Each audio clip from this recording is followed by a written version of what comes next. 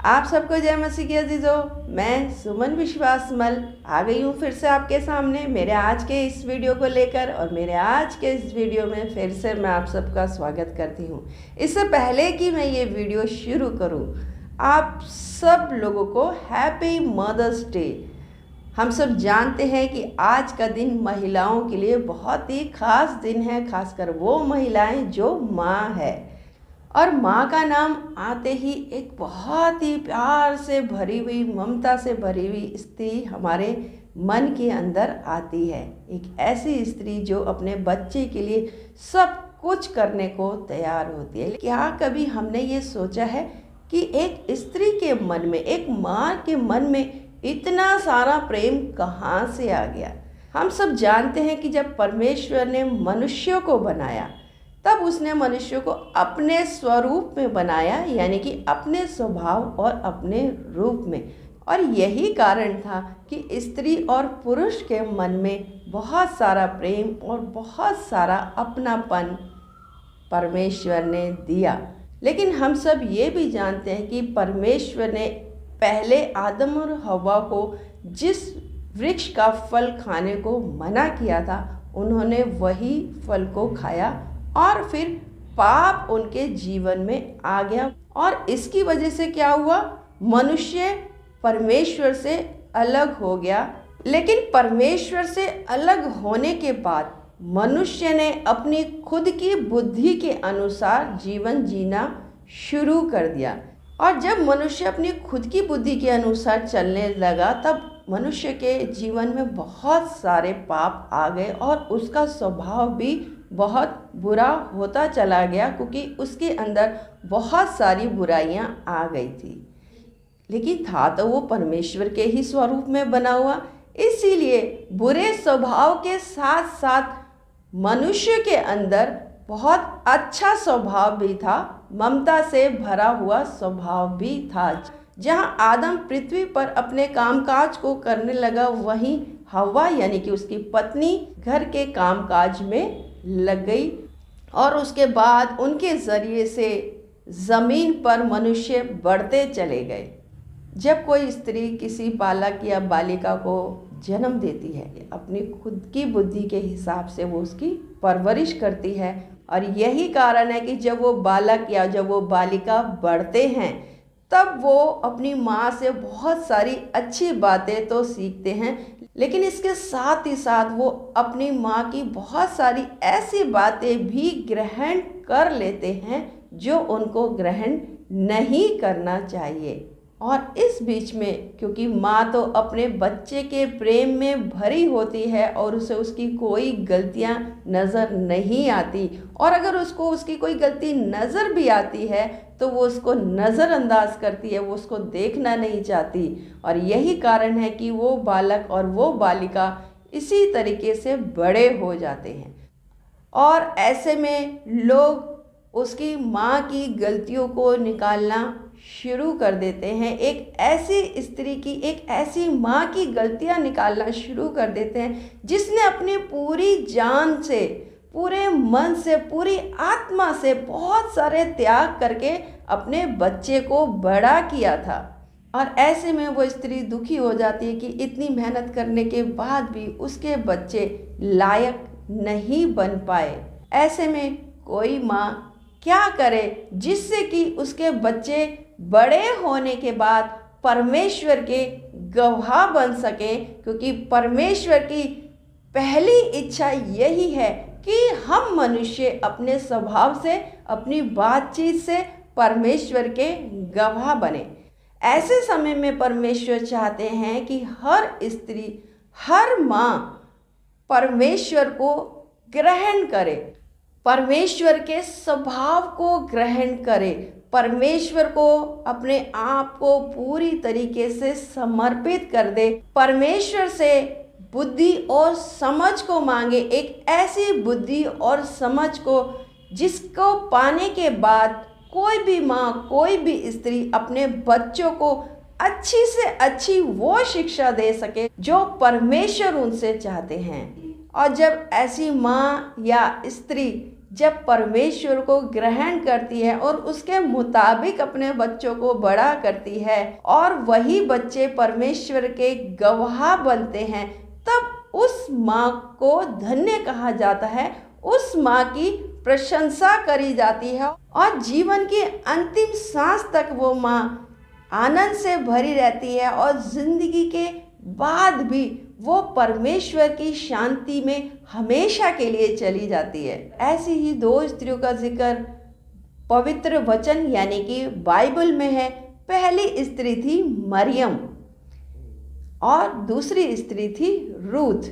जब मरियम को पहली बार फरिश्ते ने दर्शन दिया तब वो एक कुंवारी लड़की थी। इसके बावजूद मरियम ने फरिश्ते की बात के ऊपर विश्वास किया और अपने आप को परमेश्वर को समर्पित कर दिया। मरियम ने बहुत सारे दुखों को उठाया और उसका विश्वास परमेश्वर पर बढ़ता चला गया। जब तक यीशु मसीह 30 साल तक का हुआ तब तक मरियम ने पूरी ईमानदारी के साथ, वफादारी के साथ परमेश्वर के अधीन रहते हुए यीशु मसीह की बहुत अच्छी तरीके से परवरिश करी। यहाँ तक जब यीशु मसीह ने माता मरियम को अपने आप से अलग कर दिया, बेशक वो यीशु मसीह से दूर रहती थी, इसके बावजूद वो परमेश्वर पिता की संगति में सदा बनी रही। और यही कारण था कि जब यीशु मसीह क्रूस की मृत्यु के बाद तीसरे दिन जी उठे, उसके बाद वो आसमान पे चले गए। प्रेरितों का काम उसका पहला अध्याय उसकी 12 से लेके 14 आयत में लिखा है कि यीशु मसीह के स्वर्ग में चले जाने के बाद जब उसके चेले आत्मा से भरकर प्रार्थना कर रहे थे, तब वहाँ पर यीशु मसीह की माता मरियम भी उनके साथ थी और साथ ही यीशु मसीह के बाकी के भाई भी उनके साथ प्रार्थना में लौलीन रहते थे। और इस प्रकार से माता मरियम ने अपने बालक यीशु की पूरी जिम्मेदारी बहुत ही ईमानदारी के साथ परमेश्वर के अधीन रहते हुए करी। और यही कारण था कि यीशु मसीह की माता मरियम को सभी स्त्रियों में धन्य स्त्री कहा जाता है और उसे माता मरियम के नाम से जाना जाता है। और कहीं कहीं तो माता मरियम की पूजा भी करी जाती है। और दूसरी स्त्री थी रूथ और उसकी सास नाओमी।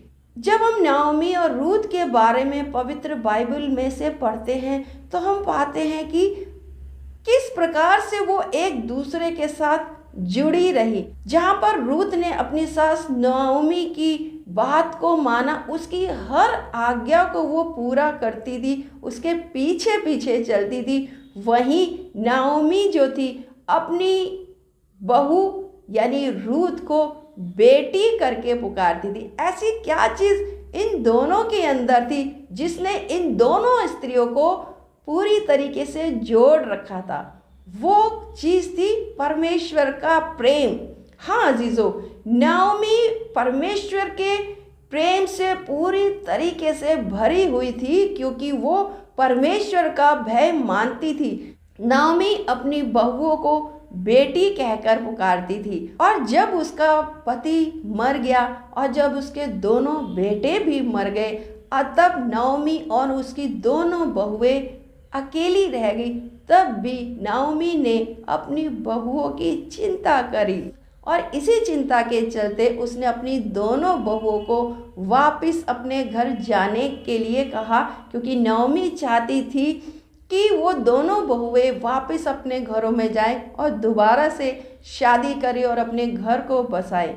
लेकिन नाओमी के कहने पर एक बहू तो वापस चली गई, लेकिन रूथ उसके पास से नहीं गई क्योंकि वो अपनी ममता से भरी हुई सास को छोड़ना नहीं चाहती थी। हाँ अजीजों, यही कारण था कि रूथ नाओमी को अपनी सास को छोड़ के नहीं गई। वो अपनी सास को अकेला छोड़ना नहीं चाहती थी। रूथ के अंदर भी ये स्वभाव नाओमी की वजह से आया क्योंकि नाओमी ने परमेश्वर के प्रेम को रूथ के ऊपर दर्शाया था, ना सिर्फ अपनी बोली से बल्कि अपने स्वभाव से। और जब रूथ ने दूसरे विवाह के बाद अपने बालक को जन्म दिया और तब वहाँ की आसपास की महिलाओं ने आकर नाओमी से क्या कहा, ये लिखा है पवित्र बाइबल में से रूथ की किताब उसका 4 अध्याय उसकी 17 आयत। उसकी पड़ोसनों ने यह कहकर नौमी के एक बेटा उत्पन्न हुआ है, लड़के का नाम ओबेद रखा।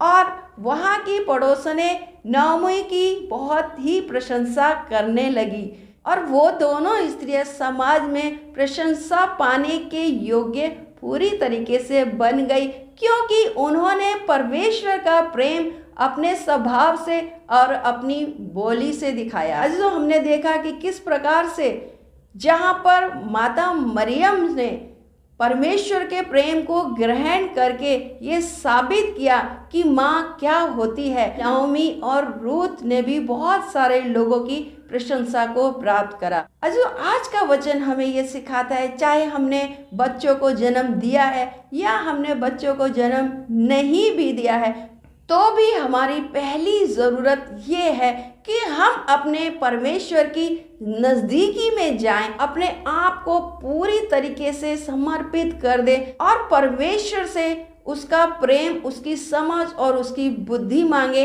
फिर चाहे हम माँ हैं या चाहे हम माँ नहीं भी है, हम जितने भी रिश्तों से जुड़ती हैं, हम जितने भी लोगों के संपर्क में आती हैं, वो सभी लोग हमारे प्रेमी स्वभाव से जान सके कि हम परमेश्वर के लोग हैं। और जिन स्त्रियों ने अपने बच्चों को जन्म दिया है, वो अपने बच्चों के जरिए से भी ये जानी जाए कि ये एक परफेक्ट माँ है, क्योंकि इन्होंने अपने बच्चों को यीशु मसीह के अनुसार चलना सिखाया है। आइए अजीजों हम प्रार्थना करें। धन्यवाद यीशु, धन्यवाद पिता, धन्यवाद परमेश्वर, धन्यवाद महान मुक्तिदाता खुदावन खुदा, क्योंकि तू सामर्थी, दयालु और बहुत ज़्यादा प्रेम करने वाला खुदा है। प्रभु मैं तेरे नाम का धन्यवाद चढ़ाती हूँ आज के नए सुंदर समय के लिए जो तू हमारे जीवन में लेकर आया पिता परमेश्वर जी। आज मदर्स डे है खुदावन खुदा, मैं दुआ मांगती हूँ तमाम स्त्रियों के लिए खुदावन खुदा जो माँ के रूप में जानी जाती है पिता परमेश्वर, उनमें से हर एक को तू समझ और बुद्धि और ज्ञान से भर दे पिता, कि वो अपनी समझ के अनुसार नहीं बल्कि तेरी दी हुई समझ और बुद्धि को पाके अपने बच्चों को बड़ा कर सके, तेरा स्वभाव उनके अंदर लाने वाली हो सके पिता, ताकि पिता परमेश्वर जी तू उन बच्चों को ग्रहण करने वाला हो सके। खुदा मैं दुआ मांगती हूँ पिता परमेश्वर जी, जिन्होंने बच्चों को जन्म नहीं दिया खुदा तू उनके ऊपर भी दया कर खुदा और उनको अपनी समझ और बुद्धि से भर खुदा, कि जब वो आसपास के अपने रिश्तों से जुड़ती हैं खुदा तब पिता परमेश्वर वो तेरे प्रेम को अन्य लोगों के सामने प्रदर्शित कर सके पिता परमेश्वर, वो भी पिता परमेश्वर तेरे ही नाम से जानी जाए खुदा और पिता परमेश्वर तेरी बेटियां कहलाए खुदा।